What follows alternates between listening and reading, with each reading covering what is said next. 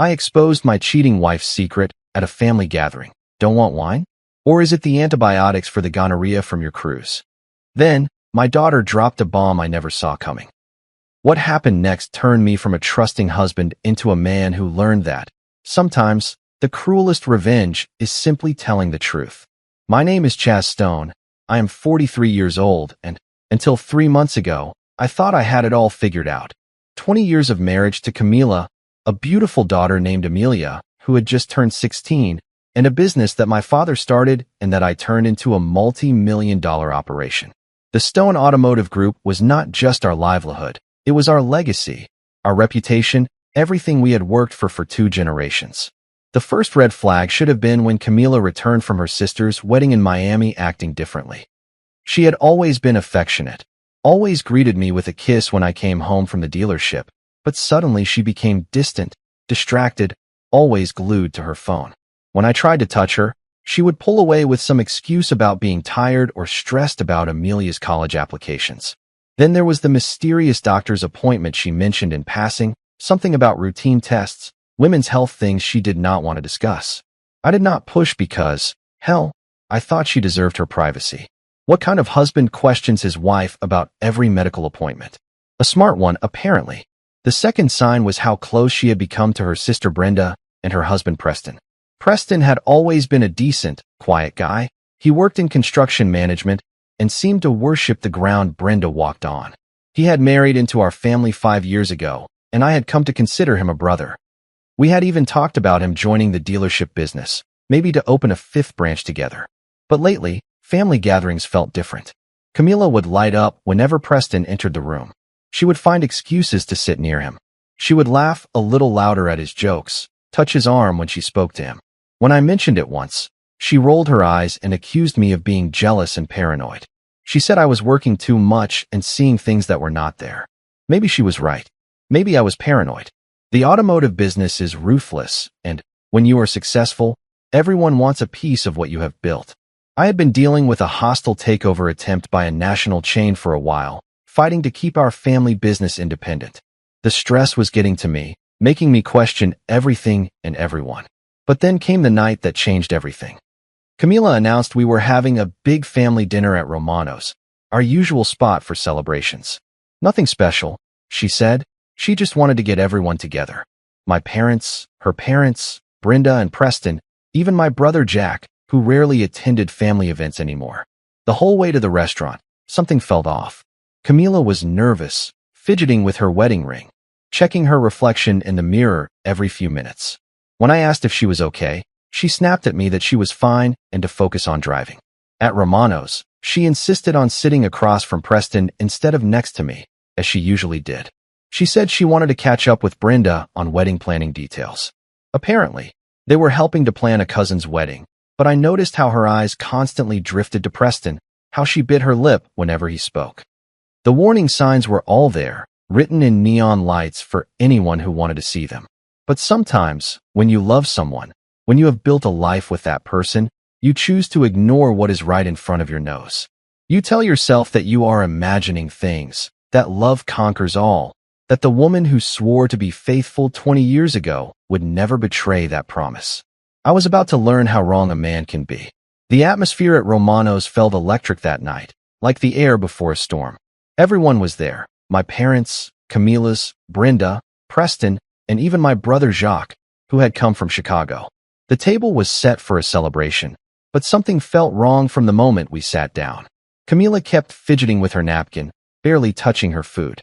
When the waiter came around offering wine, she quickly placed her hand over her glass. "No wine tonight, honey?" I asked, trying to keep my tone casual. Camila forced a smile. "I am just not in the mood." That is when it dawned on me. My wife never refused wine at family dinners. Never. She always ordered the house red. She always made a toast to the family, but tonight was different. And suddenly, all those doctor's appointments made sense. I felt my chest tighten as the pieces fell into place. The distance, the secrecy, the mysterious medical visits. My mind raced through the possibilities until it landed on the most obvious explanation. Or maybe, I said it loud enough for the whole table to hear. "Is it because you are taking antibiotics for the gonorrhea you caught on your cruise?" The table fell silent. Forks stopped moving. Conversations died mid-sentence. My mother gasped, almost dropping her water glass. The color drained from Camila's face. Chase, what are you talking about? Do not play dumb with me, I said, my voice steady despite the rage building inside me. The mysterious illness, avoiding intimacy, all those doctor's visits you did not want to discuss. Preston shifted uncomfortably in his seat, his eyes darting from me to Camila. Brenda's eyes looked confused, glancing back and forth between her sister and her husband. You have lost your mind, Camila whispered, but her voice trembled. My father cleared his throat. Son, maybe this is not the place. No, Dad, I interrupted, keeping my eyes fixed on my wife. This is exactly the place. Let us talk about honesty and family values. The waiter approached our table, likely drawn by the tension, but quickly retreated when he saw the scene. Chase, stop this right now. Camila hissed through her teeth. You are embarrassing our family. I am embarrassing our family. I laughed bitterly. That is rich coming from someone. What? Dad? Amelia interrupted, her 16-year-old voice cutting through the tension. Are you talking about Uncle Preston? The world stopped spinning. Every head at the table turned to my daughter, who sat there with big, innocent eyes, completely unaware of the nuclear bomb she had just detonated. Preston turned deathly pale. Brenda stared at her husband with growing horror. My parents looked stunned, trying to process what they had just heard. What did you say, sweetheart? I managed to ask. My voice was barely a whisper. Amelia looked around the table, suddenly realizing something was wrong. I just thought. Mom told me not to tell you that Uncle Preston came to visit when you were at the dealership because you would get upset about work stuff. The silence that followed was deafening. 20 years of marriage, 20 years of trust, 20 years of building a life together, all shattered in a single, innocent sentence from our daughter. The silence after Amelia's words stretched like a taut wire about to snap. Preston looked like he wanted to crawl under the table and disappear. Brenda stared at her husband with growing horror, the pieces of a puzzle she had never wanted to solve clicking into place. Amelia, Camila said sharply. You are confused, honey. But my daughter shook her head. No, Mom. I remember because I was homesick from school that Tuesday Uncle Preston came over. You said it was to plan Grandma's birthday party, but you were talking in your room for a long time. The color drained completely from Camila's face. Preston finally found his voice, stammering. Listen, Chase, this is not what. Shut up, I said quietly. But the words carried enough menace to silence him immediately. Do not you dare try to explain this. My father reached a hand across the table. Son, let us go outside and talk about this. No, Dad. Everyone needs to hear this. I stood up slowly, my chair scraping against the floor. 20 years, Camila. 20 years of trusting you, of building a life with you. And you have been what? Sleeping with my brother-in-law behind my back. Brenda suddenly lunged at her sister across the table. You piece of trash. How could you do this to me? Preston grabbed his wife's arm. Brenda, please. She turned on him like a wildcat. Do not touch me. Do not you ever touch me again. The restaurant had fallen completely silent. Other diners stared openly as our family imploded in real time. The manager approached hesitantly, probably wondering if he should call security. How long? I demanded, my voice cutting through the chaos. Camila's eyes filled with tears. Whether they were real or calculated, I could no longer tell. Chase, please, not here. Not in front of Amelia. Answer the question. How long? Preston finally spoke, his voice barely audible. 2 years. 2 years. 2 years of lies, of family gatherings where they had sat across from Brenda and me, playing their parts perfectly while they betrayed us both. 2 years when I had defended Camila when my gut told me something was wrong. I felt something cold settle in my chest, replacing the burning rage with surgical precision. This was not just about adultery anymore. It was about the systematic destruction of 2 families, the corruption of everything I had built and believed in. Get out, I said calmly. Camila blinked. What? Get out of my restaurant, get out of my sight, and get out of my house. Both of you. The drive home was the longest 20 minutes of my life. Amelia sat in the passenger seat with tears streaming down her face, apologizing over and over for causing trouble. I kept reassuring her that none of this was her fault, that sometimes adults make terrible choices and children should not have to keep their secrets. Behind us, Camila followed in her BMW, probably planning her next move, scheming how to spin this disaster in her favor. But I was already 3 steps ahead.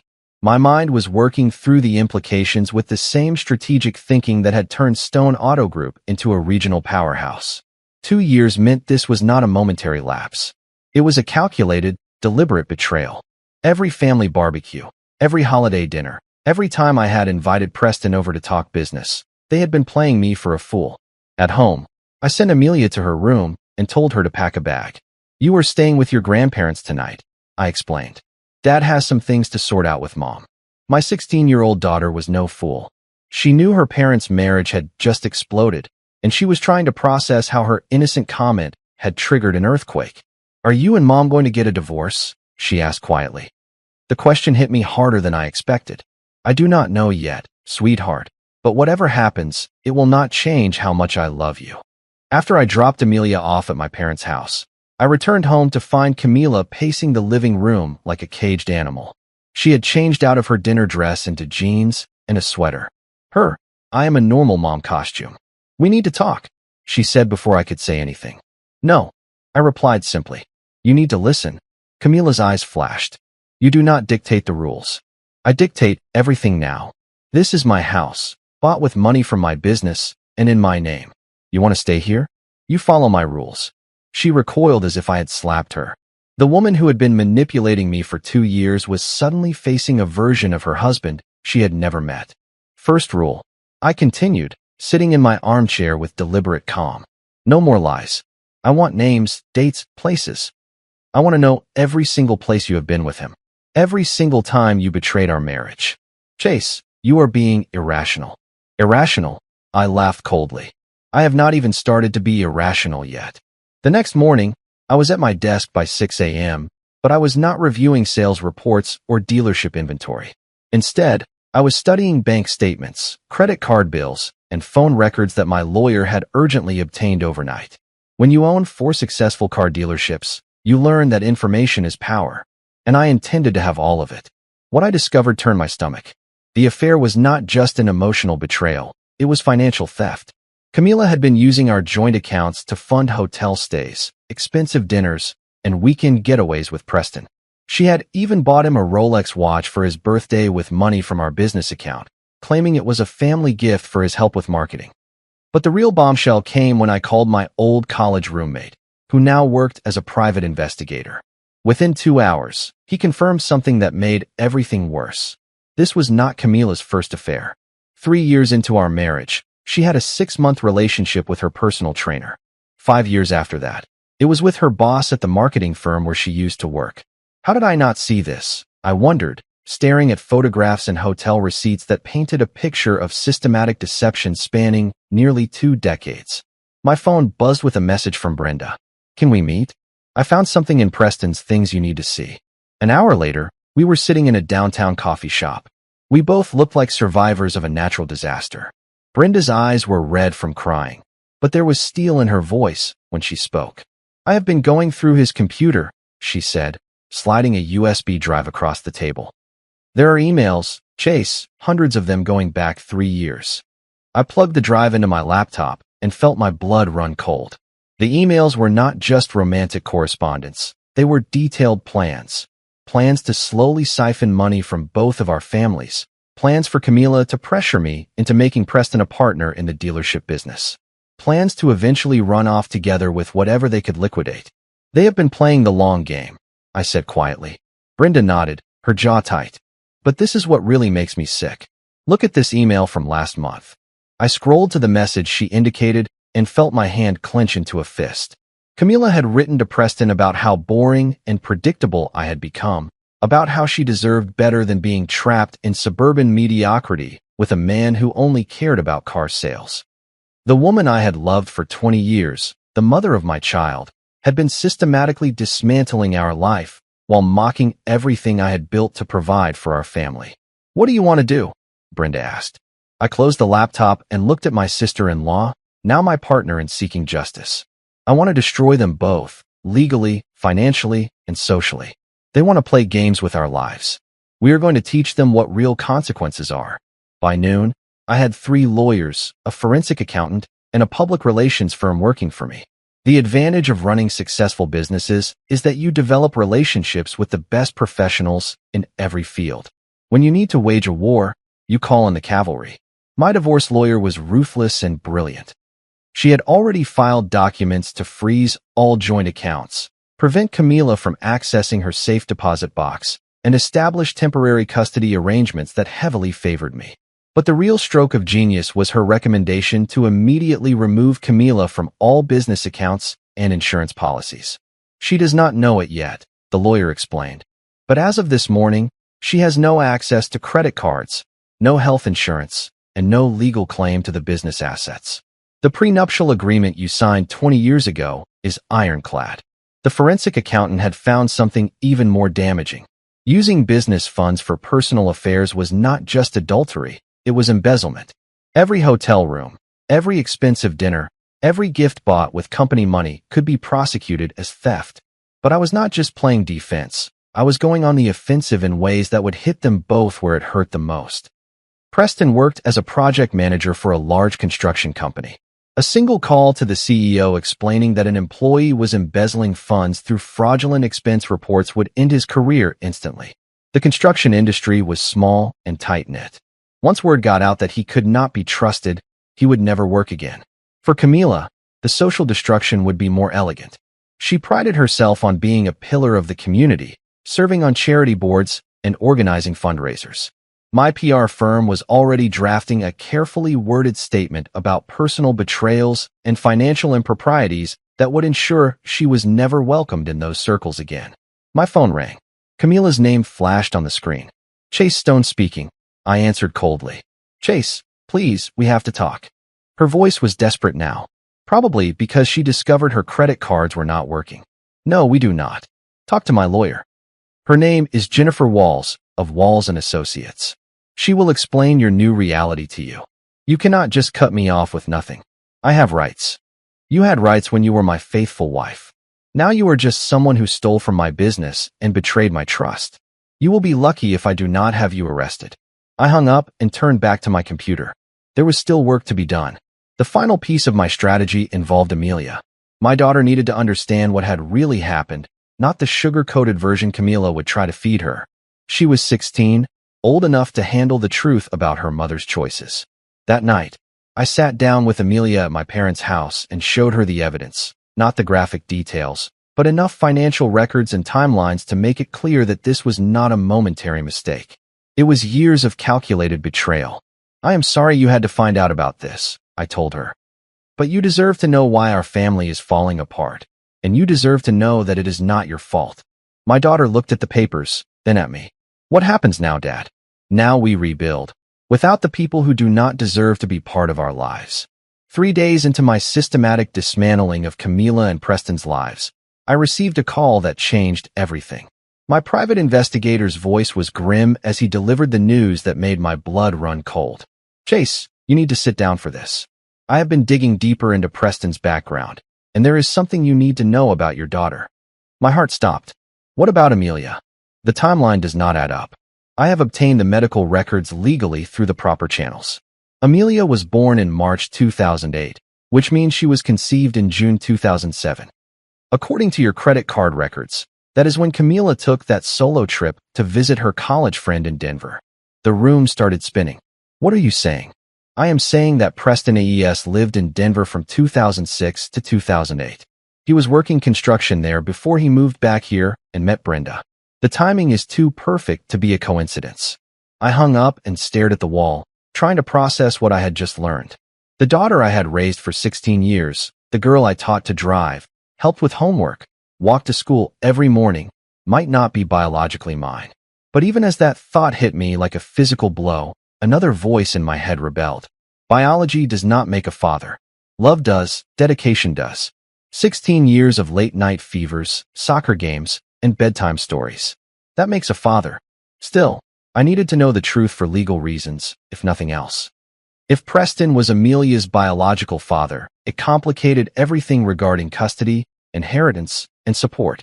The DNA test was simple.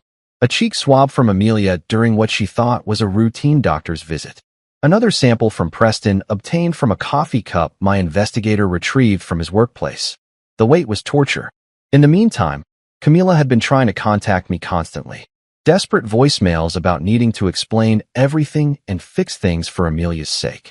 She had even shown up at the dealership, causing a scene that required security to escort her out. When the DNA results arrived, I opened the envelope with slightly trembling hands. The words swam before my eyes.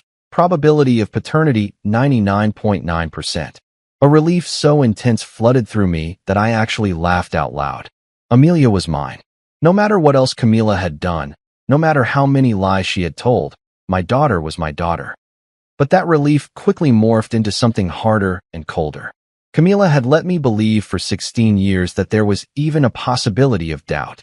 She had kept the secret of that Denver trip, knowing it matched the timeline of her affair, and never said a word. I picked up my phone and called my lawyer.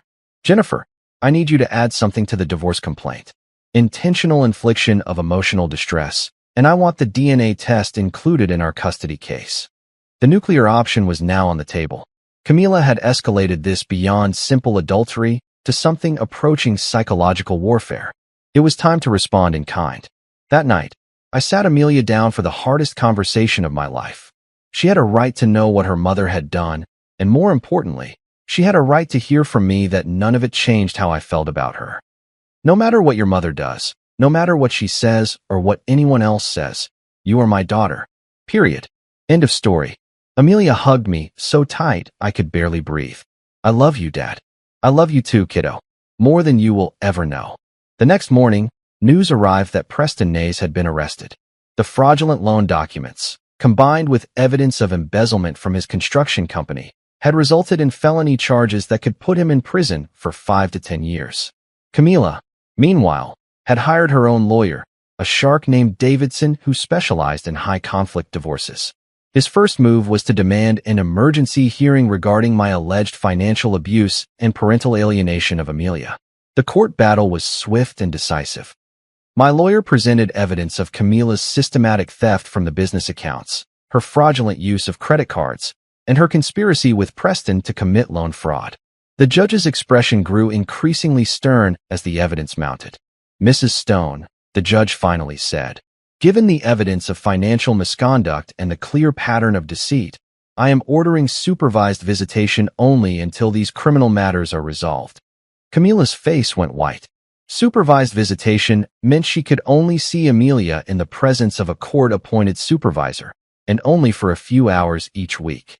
Outside the courthouse, she confronted me one last time. You have destroyed my entire life, she said, tears streaming down her face. No, I replied calmly. You destroyed your life when you chose to betray your family. I am simply refusing to go down with you. And what about Amelia? She needs her mother. I looked at this woman I had once loved. This person who had shared my bed and my dreams for 2 decades. And I felt nothing but pity. Amelia needs a mother she can trust. You are not that person anymore. The divorce was finalized 6 weeks later. Camila received exactly what the prenuptial agreement specified. 10% of the marital assets, no claim to the business, and limited visitation rights, contingent on her completing therapy and paying restitution for the embezzled funds. Preston was sentenced to 7 years in a federal prison. Brenda got to keep their house and filed for an annulment of the marriage, citing fraud as grounds to invalidate it completely.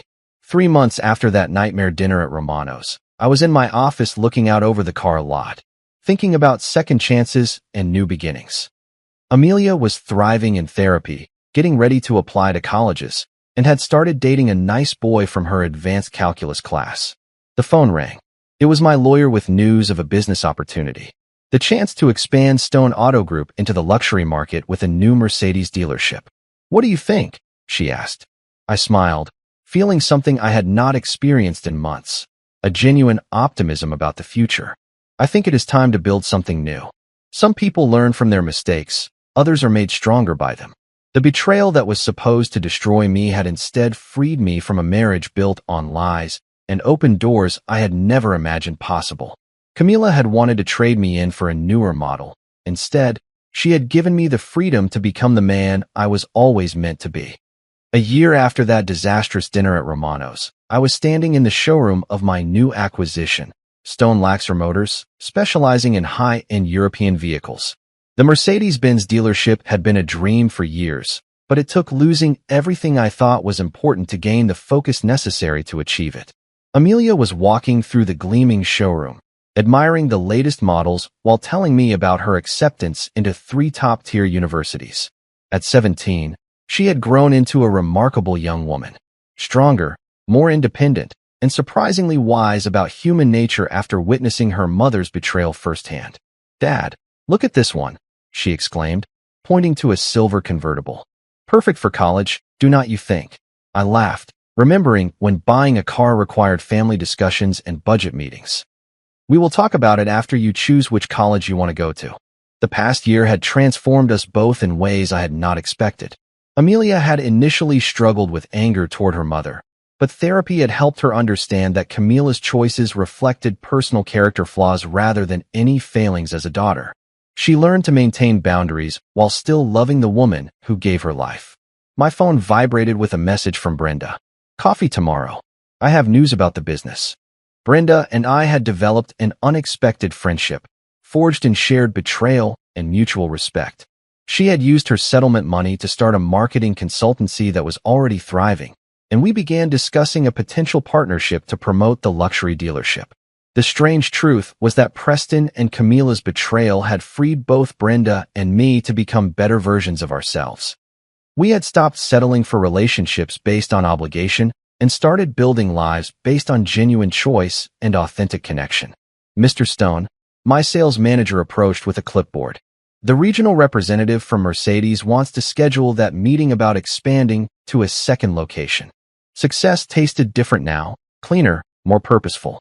Every achievement felt earned rather than inherited or expected.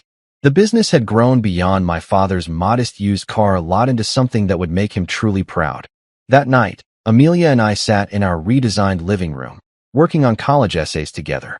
She wrote about resilience and learning to trust her own judgment. I reviewed business plans for expanding into luxury RV sales. "Do you ever miss how things were before?" she asked during a break from writing. I considered the question carefully. "I miss the security of thinking I could trust everyone, but I do not miss living with lies." She nodded thoughtfully. "Mom called again. Yesterday. She wants to take me to dinner next week." Amelia still maintained limited contact with Camila, who was slowly rebuilding her life after losing everything. The supervised visits had ended, but their relationship remained careful and distant. "What did you tell her?" "That I would think about it." "That is fine, sweetheart. It is your choice. Whatever you decide, I will support you." The freedom to make that statement honestly felt like the greatest victory of all. It had been 2 years since the night that changed everything. I was standing on the deck of my new lake house, watching Amelia and her boyfriend Garrett practice wakeboarding while Brenda grilled burgers for a 4th of July celebration. Life had settled into patterns I had never imagined possible during those dark months of divorce proceedings and custody battles. The business had expanded to 6 locations across 2 states. Amelia had chosen Northwestern University to study engineering and maintained a cordial but distant relationship with her mother. Most surprisingly, Brenda and I had discovered that a friendship forged in betrayal could evolve into something deeper and more genuine. "The burgers are ready," Brenda shouted, her voice carrying across the water to where I stood, contemplating how dramatically life can change when you stop accepting less than you deserve. We were not married. We were both still wary of legal entanglements after our previous experiences, but we had built something honest and direct, based on shared values rather than romantic illusions or financial convenience. Amelia hopped off the dock, soaking wet and smiling. "Dad, Garrett wants to know if you will teach him how to drive the boat tomorrow." "Sure, as long as he promises not to crash it into the dock like someone I know did last month." She laughed and grabbed a towel, looking every bit the confident young woman she had become. The trauma of discovering her mother's betrayal had shaped her, but it had not broken her. Instead, it had taught her to value authenticity over appearances and substance over charm. "Any word from your mom lately?" I asked casually. "She texted me last week. She is engaged to some guy she met at work. Apparently, he is the manager of the retail store where she works."